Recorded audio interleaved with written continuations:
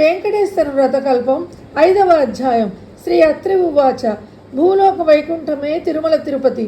తిరుమలలో సమానమైన పవిత్ర ప్రదేశం కానీ, శ్రీ వెంకటేశ్వరంతో సమానమైన దైవం కానీ ఇంతకు ముందు లేడని, ఇక ముందు ఉండబోడని పురాణాలు ఘోషిస్తున్నాయి. శ్రీనివాసుడిగా వెలిసిన శ్రీమన్నారాయణుడికి తన భక్తులంటే వల్ల మాలిన ప్రేమ. ఎవరైతే తన మీదే పూర్తిగా భారం వేసి నిత్యం తననే స్మరిస్తూ సత్ప్రవర్తన కలిగి జీవిస్తారో వారి యోగక్షేమాలు తానే వహిస్తారు. అంతటి దివ్యదేవుని ప్రసన్నం చేసుకోవడానికి అత్యంత సులభతర మార్గం శ్రీ వెంకటేశ్వర వ్రతకల్పం. ఈ అద్భుత వ్రతకల్పంలోని 5వ అధ్యాయాన్ని మహాతపస్సంపన్నులైన శ్రీ అత్రి మహర్షుల వారు ఇలా అనుగ్రహించారు. నాయనలారా, శ్రీనివాసుని ప్రియభక్తులారా, కలియుగవాసులైన మీ అదృష్టం చెప్పనలవి కానిది. కృత త్రేత ద్వాపర యుగాలలో ఎంతో కఠోర నియమ నిష్టలతో ఆరాధిస్తే గాని ప్రసన్నం కాని శ్రీమన్నారాయణుడు కలియుగంలో కేవలం నామస్మరణతోనే మనల్ని అనుగ్రహిస్తున్నాడు. ఆర్తితో పిలిచిన వారి చెంత తక్షణం ఉంటాడు. అంతటి కరుణామూర్తి శ్రీనివాసుడు. తిరుమల క్షేత్రం అంతా సాలగ్రామమయమే. ఆ పవిత్ర కొండపై మీరు వేసే ప్రతి అడుగు ఎన్నో జన్మల పుణ్యఫలం. పూర్వకాలంలో కౌమార దేశంలో మిత్రుడు అనే చాకలి ఉండేవాడు. అతడు తనకు కులవృత్తిని నిర్వర్తిస్తూ వీలున్నంతలో దాన ధర్మాలు చేస్తూ ధర్మపరంగా జీవిస్తూ ఉండేవాడు. కానీ అతడి దిగులంతా అతనికున్న అవిటితనమే. కాలు అవిటిది కావటం చేత ఉతికిన బట్టలను మూటలు కట్టి ఇంటింటికి తిరిగి ఇవ్వటం చాలా కష్టంగా ఉండేది. దానికి తోడు గంపెడు సంసారం. కష్టపడకపోతే పూట గడవదు. ఎల్లప్పుడూ ఆ శ్రీనివాసునే ప్రార్థిస్తూ ఉండేవాడు. ఏదో ఒక రోజు నా స్వామి తనను కరుణిస్తాడన్న నమ్మకంతో జీవనం సాగిస్తున్నాడు. భక్తజన సులభుడైన శ్రీమన్నారాయణుడు ఇదంతా గమనిస్తూనే ఉన్నారు. ఎవరికైనా పూర్వజన్మ కర్మ నివృత్తి అయ్యే సమయానికి ఆ శ్రీనివాసుడే ఏదో ఒక రూపంలో వచ్చి తన భక్తులను తప్పక ఆదుకుంటాడు. ఒకరోజు సాయంకాలం నాడు రోజులాగానే మిత్రుడు చాకిరేవు నుండి బట్టల మూటతో పట్టణానికి రోజుతూ రొప్పుతూ తిరిగి వస్తున్నాడు. ఇంతలో మార్గ మధ్యంలో వాడికి ఒక ముసలి బ్రాహ్మడు తారసిల్లాడు. సహజంగా భక్తి శ్రద్ధలు కలవాడవడంతో మిత్రుడు భుజం మీద మూటలు కింద పెట్టి ఆ బ్రాహ్మణుడికి నమస్కరించాడు. అంతటా విప్రోత్తముడు, నాయన, ఈ అవిటికాలతో ఎంత బాధపడుతున్నావు? నీ బాధ చూడటానికే కష్టంగా ఉంది.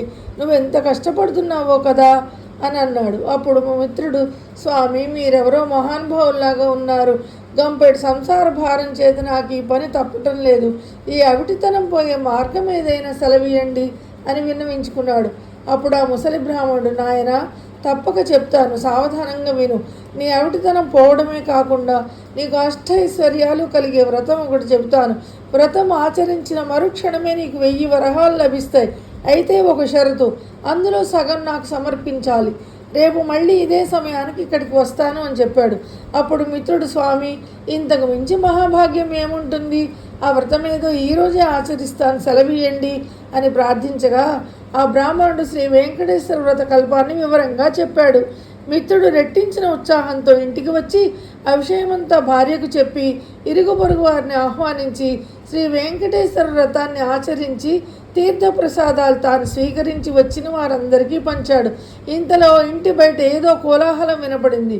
మిత్రుడి కుమారుడు బయట నుండి ఇంట్లోకి పరుగున వచ్చి, అయ్యా, రాజభటులు మీకోసం వచ్చారు. రాజుగారు నీకు కట్న కానుకలు పంపించారట అన్నాడు. ఇంతలో రాజభటులు వచ్చి మిత్రుడిని రాజుగారి ఆస్థానంలో చాకలిగా నియమించారని 1000 వరహాలు బహుమానంగా పంపారని చెప్పి మిత్రుడి చేతిలో 1000 వరహాల మూట పెట్టారు. ఒక వారంలోగా వచ్చి రాజుగారి కొలువులో చేరవలసిందని చెప్పారు. మిత్రుడి ఆనందానికి అవధులు లేవు. వారం దాకా ఎందుకు, రేపే వెళ్ళాలి అని మూటా ముల్లే సర్దుకుని మరుసటి రోజు తెల్లవారుజామునే ప్రయాణమయ్యాడు. ఆ ఆనందంలో ఆ ముసలి బ్రాహ్మణ సంగతే మర్చిపోయాడు. దారి మధ్యలో గుర్తుకొచ్చింది. కానీ ఒక నెల తర్వాత కలవచ్చులే అనుకున్నాడు. వెళ్ళి రాజస్థాన్లో చేరాడు. రోజులు నెలలు గడుస్తున్నాయి కానీ ఆ బ్రాహ్మడికి ఇచ్చిన మాట పూర్తిగా మర్చిపోయాడు.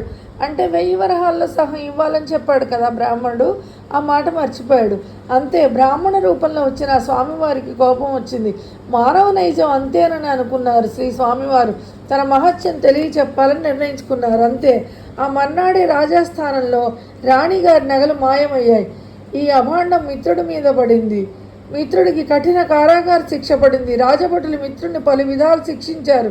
ఎందుకు ఇలా జరిగింది, ఎందుకు ఈ అభాండం తన మీద పడింది అని తలుస్తున్న మిత్రుడికి ఆ రాత్రి స్వామివారు కలలో కనబడి వృద్ధ బ్రాహ్మణుడి రూపంలో వచ్చింది తానేనని, తనకిచ్చిన మాట నిలబెట్టుకోకపోవడం చేతనే ఇలా జరిగిందని చెప్పారు. అప్పుడు మిత్రుడు, స్వామి, నేను మిక్కిలి పాపాత్ముడిని, ఎంతటి అపరాధం చేశాను, దయచేసి నన్ను కరుణించండి. ఇక మీద తప్పక ప్రతి నెలా మీ వ్రతం ఆచరిస్తాను. నా సంపాదనలో సగభాగం ప్రతి నెలా జీవితాంతం తమకే సమర్పించుకుంటాను అని చంపలు వేసుకుని స్వామివారిని పరిపరి విధాలు వేడుకున్నాడు.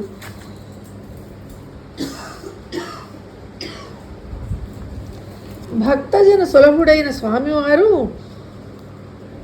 అందుకు సంతోషించి మిత్రుణ్ణి అనుగ్రహించారు. శ్రీవారి అనుగ్రహం చేత రాణి నగలు వేరే ప్రదేశంలో మరుసటి రోజున దొరికాయి.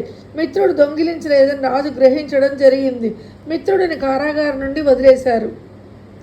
అప్పటి నుండి మిత్రుడు స్వామివారికి ఇచ్చిన మాట ప్రకారం ప్రతి నెల శ్రీ వెంకటేశ్వర వ్రతం ఆచరిస్తూ తన సంపాదనలో సగభాగం స్వామివారికి సమర్పిస్తూ కలకాలం సుఖంగా జీవించి చివరన ముక్తిని పొందాడు అని అత్రి మహర్షుల వారు సెలవిచ్చారు. గోవింద గోవింద గోవింద. పంచమోధ్యాయం సమాప్తం. శ్రీకాంతాయ కళ్యాణ నిధే నిధేర్థినాం శ్రీ వెంకట నివాసాయ శ్రీనివాసాయ మంగళం. శ్రీ వెంకటేశ్వర వ్రతకల్పం సమాప్తం.